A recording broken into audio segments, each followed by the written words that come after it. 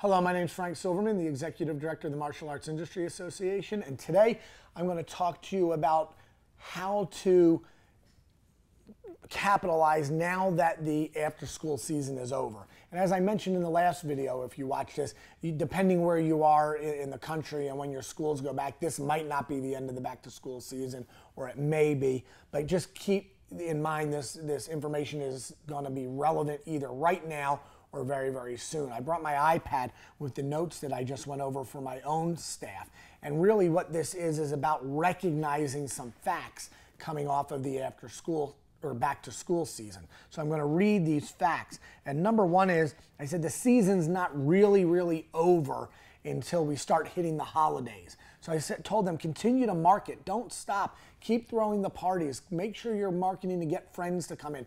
Give out some free birthday parties, but don't stop marketing. That sounds obvious, but sometimes we have a change of thought, and all of a sudden we think, okay, the back to school season's over because maybe we have a slower day or the phone doesn't ring as much. It's not over. Continue to market. Number two, I said it's probably time to upgrade a lot of our students. If you have an upgrade program, then you probably have this big influx of new members that might be coming due or time to be nominated for a higher level of training. And if you don't have an upgrade program, maybe there's programs in your school that they can be participating in that will either help with their retention or you do charge separate fees for. Now that students have been with you maybe a month or 2 or 3 months from the back to school season, think about the upgrade process and how that fits in with you. The next thing I mentioned to my instructors is the truth is a lot of people don't have sparring gear.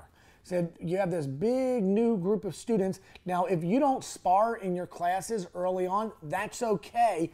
Let them use sparring gear to hit the bags. They hit the punching bags, it protects their hands, it longens the life of the bags, but so you don't have to have sparring gear just for sparring.